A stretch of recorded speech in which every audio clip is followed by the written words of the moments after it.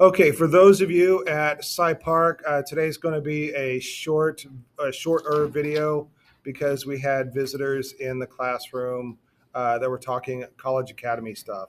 So that's the explanation for the short video today. All right, we are still in chapter 7.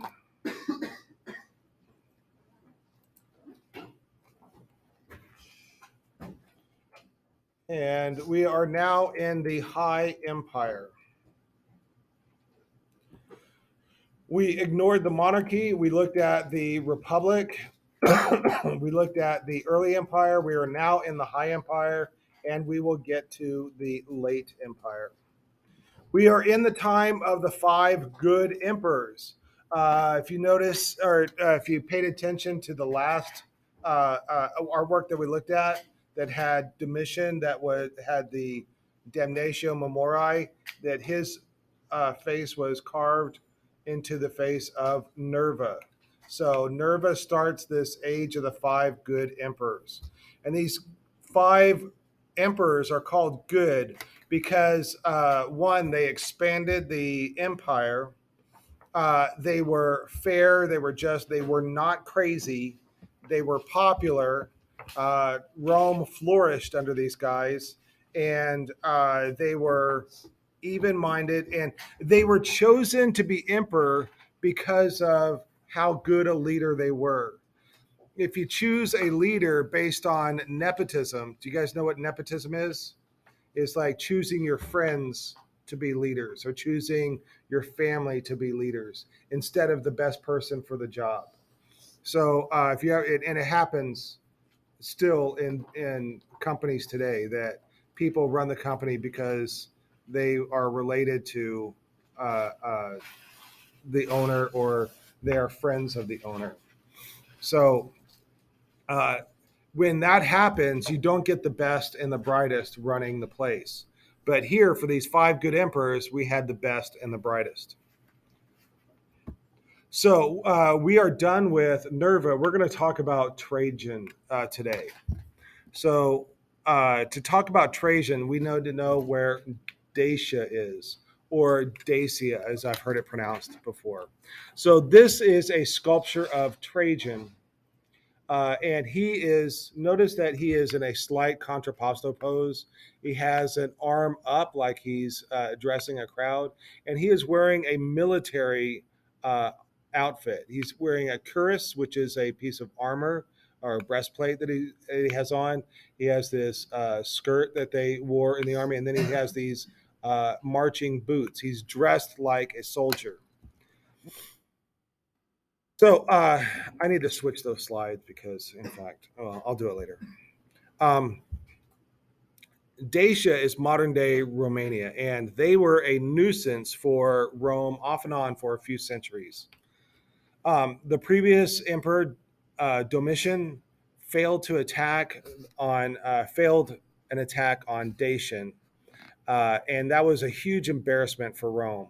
So in 101 AD, Trajan uh, then goes into Dacia and he makes war with Dacia and he wins.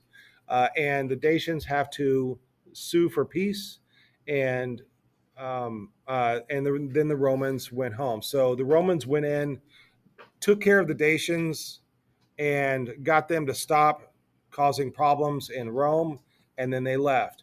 And something that I thought was funny, part of the peace process was that the Dacians, the losers of the war, had to build the bridges to get the Roman army back home. So I thought that that was funny. All right.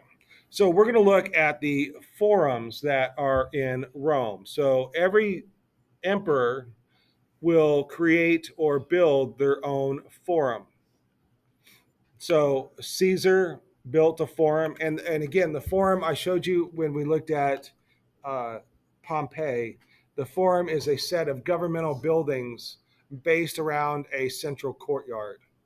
So Caesar builds a forum, Augustus builds a forum, Nerva builds a forum. But we're going to take a look at Trajan's forum right now. And in this image, this is Trajan's forum, but all around, all these governmental buildings are all built by different emperors.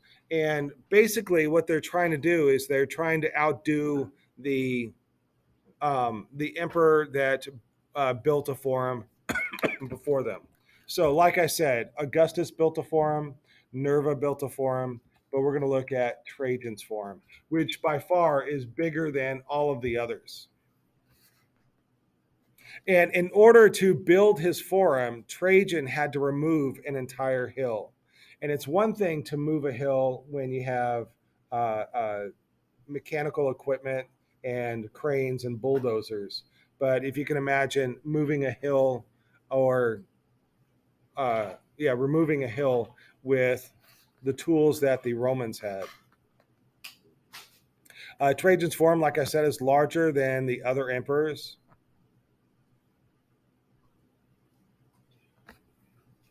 And he wanted to connect himself to Augustus, who was a great emperor. All right, so and if you look at what it looks like today, we're going to take a look at the column of Trajan in just a minute. This will be the Basilica Oppia, and then in the courtyard, after many years after the Roman Empire fell, during the medieval era, they built houses in the courtyard. So yes, it is 113 AD. All right. So yeah, once again, I copy paste a lot, and then I forget to make the changes when I copy paste.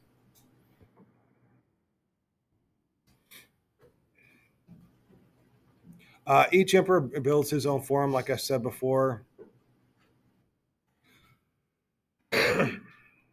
All right. So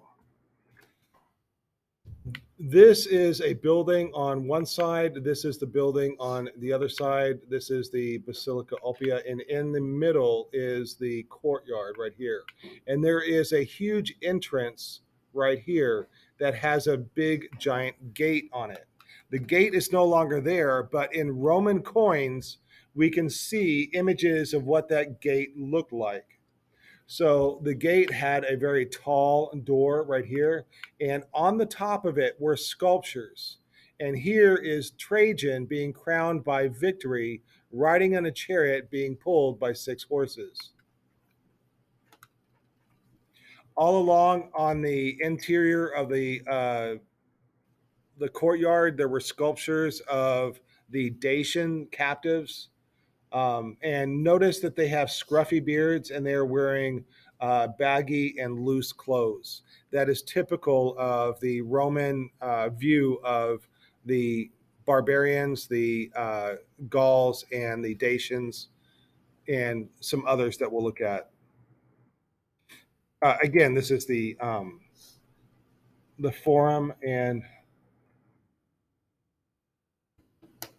there would have been an equestrian statue in the center of the courtyard. And we're going to take a look at a Basilica Oppia. So I want you to know what a basilica is.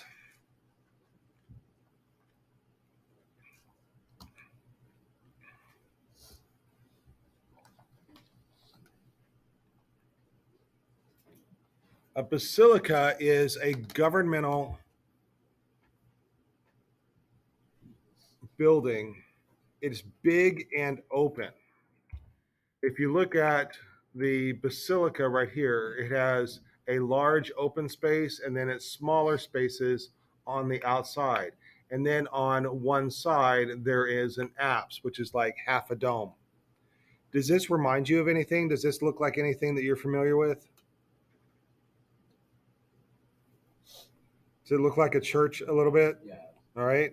So churches base their architecture on the Roman basilica.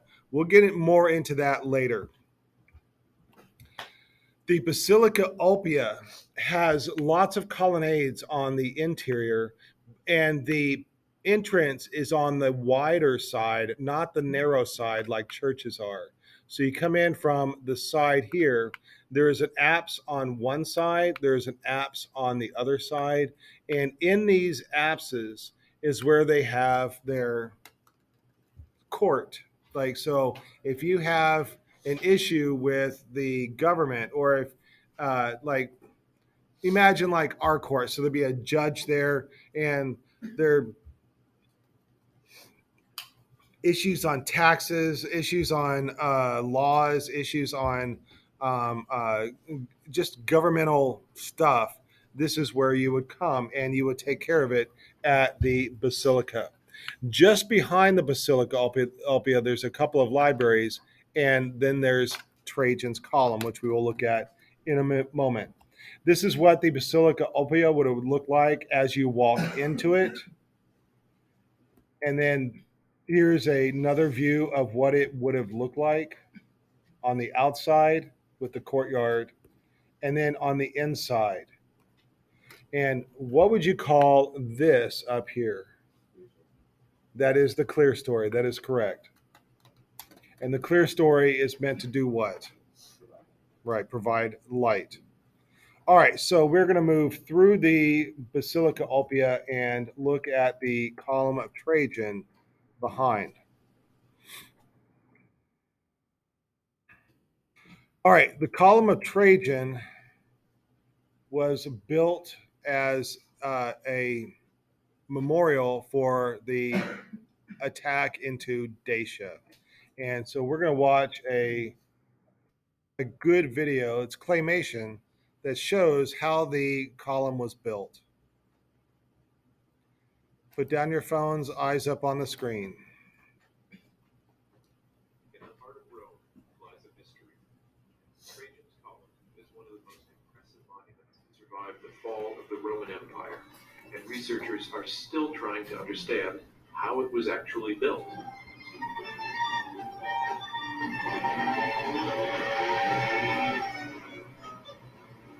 If only we could go back in time, we could watch this amazing feat of engineering come together.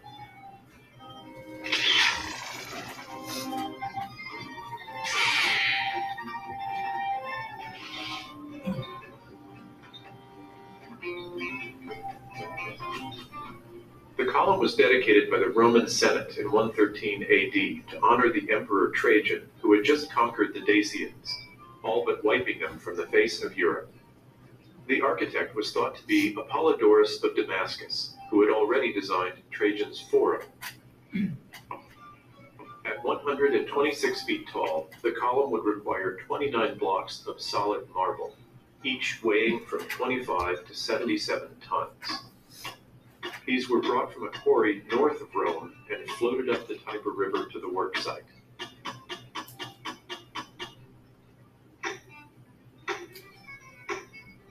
Within each drum was carved windows and a staircase, allowing access to the top.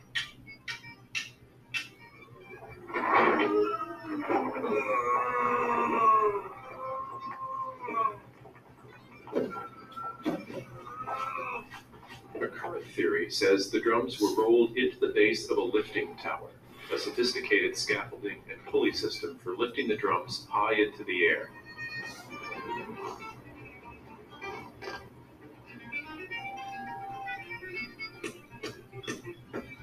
To grip the drums, slots were carved into the marble for Lewis irons, which held the marble from the inside. Then ropes were attached to each Lewis.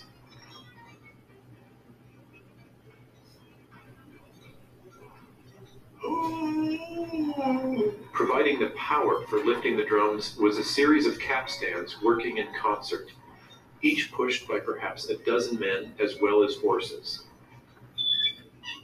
These were connected to ropes that wound through pulley blocks up and down the lifting tower.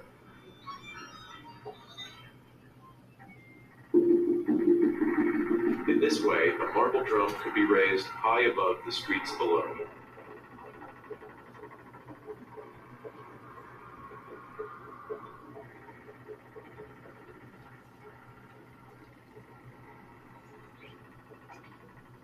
To see what's happening inside the lifting tower, let's take away one of the outer walls of this model.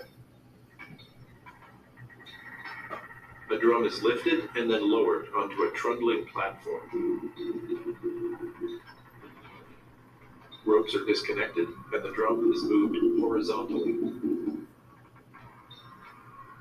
Then, new ropes are attached. The platform is removed, and the drum is lowered and secured into place.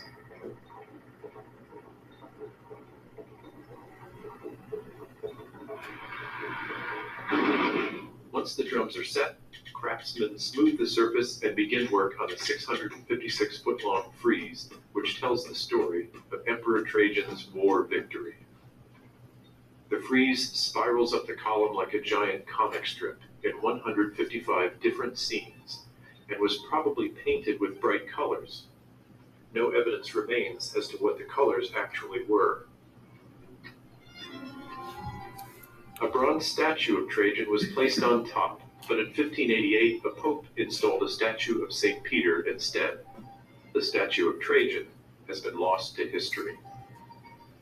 Meanwhile, the pedestal is made out of 8 marble blocks and contains the tomb of Trajan.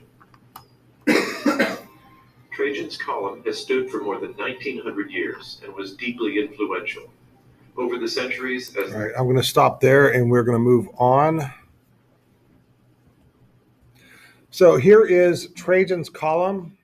And no, I remember that they had to remove a hill in order to build the Forum of Trajan. So, do you remember when Romulus and Remus were arguing over which hill to start Rome on? Well, Romulus got his wish and built uh, uh, his Rome on Capitoline Hill, and right next to it is a hill that Trajan leveled. The column is the same height as the hill that was removed. So that's how much dirt and rocks and bushes and trees and everything that had to be removed. That is quite a feat. All right, we already looked at the interior of the column, and we know that there was a sculpture of Trajan at the top because of pictures that were on coins. And then here is St. Peter that stands up there now that was put on by a pope in 1588. The outside of the base was carved, or still is, and on it, it shows the weapons and armor that were taken from the Dacians. This is war booty. There's an inscription to honor Rome, and then around the base is a laurel of, uh, it is a wreath of laurel leaves. And what is that a symbol of? Victory, that's right. So let's take a look at the frieze. And this is a different frieze than what we've seen before. The friezes that we've seen before kind of wrap around a temple like a rubber band. If you were to have a model of a temple, put a rubber band around it, and then have pictures on that rubber band, that would be a frieze. But this one spirals up the column. So it is one big long frieze, I think 600 something feet long. It starts with the river Danube, or the river god Danube, and he is allowing the Trojans to cross the river into Dacia so they can go and make war. The Trojans are crossing a pontoon bridge. A pontoon bridge is where you take a bunch of boats and line them up side by side, and then you can build a bridge across them, and that's how you get across. So you can make these little temporary bridges to help you cross dangerous places. Soldiers are carrying their supplies that they will need, their food, their cooking utensils, etc. And then over here, we have all the standards that are leading the army. We have scenes where they are building fortifications and bridges. In fact, most of a military campaign is not fighting. Like a good 80 to 90% of it is day-to-day stuff: marching, setting up camp, breaking down camp, cooking, eating, sleeping, building fortifications, and all of these things take up the soldiers' time. And the actual fight, the actual war, takes up a very small amount of the time. In fact, 21% of the sculpture represents actual battle scenes. We have soldiers being cared for, wounded soldiers being cared for. We have the emperor addressing the troops and the emperor making sacrifices to the gods so that they have a successful campaign. And then here are the war scenes. And this one right here is the climax of the story. And we see the Dacian king committing suicide. We'll take a closer look at this in a moment. Most likely, well, experts argue whether this was polychromed or not. And then we have this suicide scene at the end where the Dacian king commits suicide for the same reasons as the Gaul general or captain kills his wife and then kills himself in order to not be captured and made into a slave.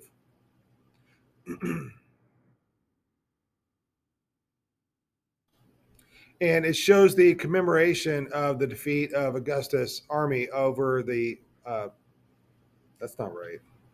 The the it was Trajan's army over the Dacians, but it has registers very similar to that of the Palette of Narmer. We have the army going forth, and we have all the dead enemy over here. So a similar uh, uh, relief sculpture.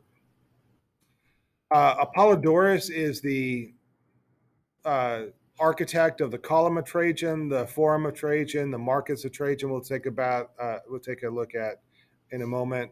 The Baths of Trajan, the Temple of Trajan, and the bridge across the Danube.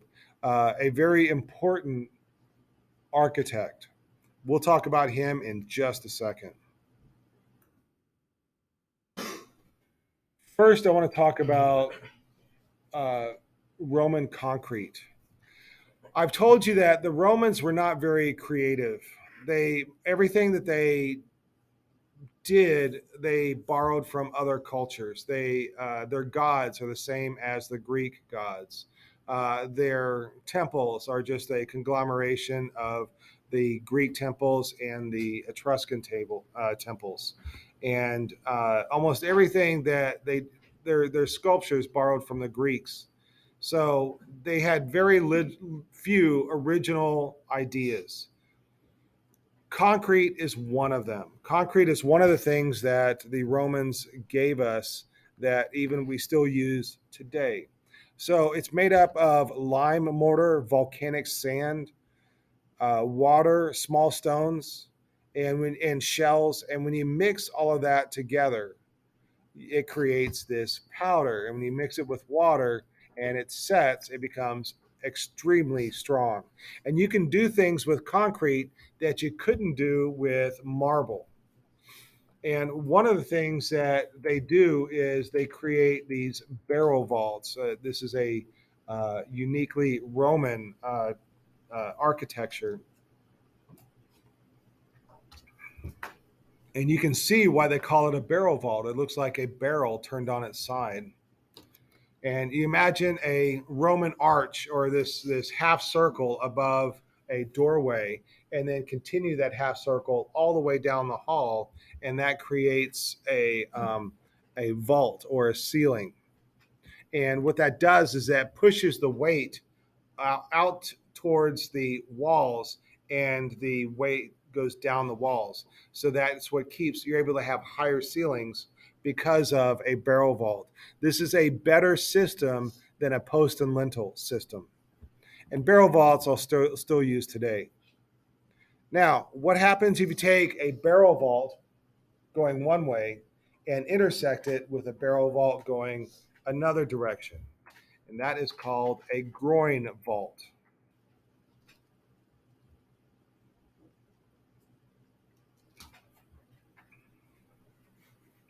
And groin vaults also do the same thing where they push the weight of all of this stone and concrete out to the surrounding walls. And then this is what a groin vault looks like. We have a barrel vault going down this way, but then you can see the arch right here of one coming this way. So right above it, the two barrel vaults meet and they create the groin vault. Then what is it when you take a barrel vault and then you intersect it with a whole bunch of other barrel vaults? Well, you get a fenestrated groin vault.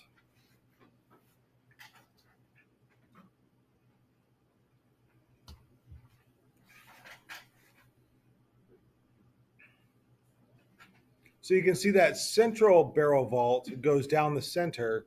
And then in order to create this clear story up above there, they create these little mini barrel vaults that go perpendicular to that central one. And you can see that here. You can see all these arches off to the side to create a colonnade. And above these arches is a barrel vault that intersects with the main barrel vault going down.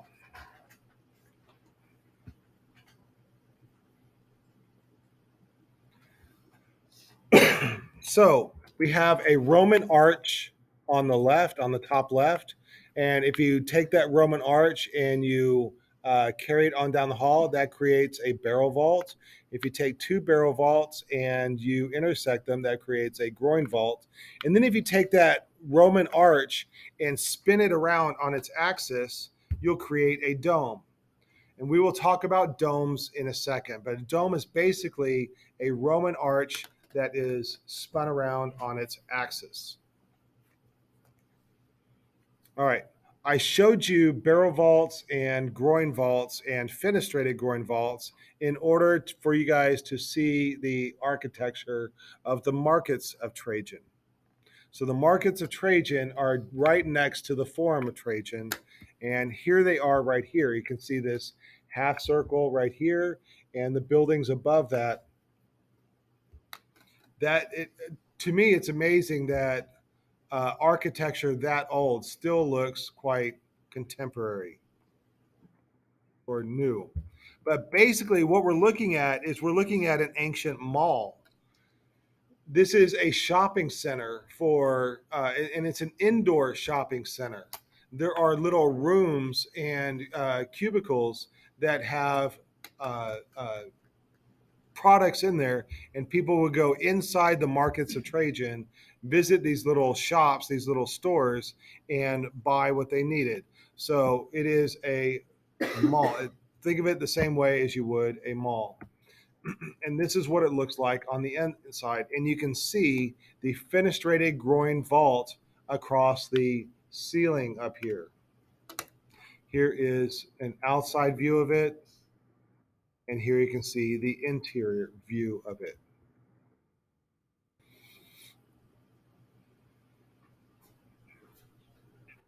Okay, so I explained to you guys the good emperors. We've looked at Nerva, we looked at Trajan, and Hadrian is going to give us our next piece of architecture.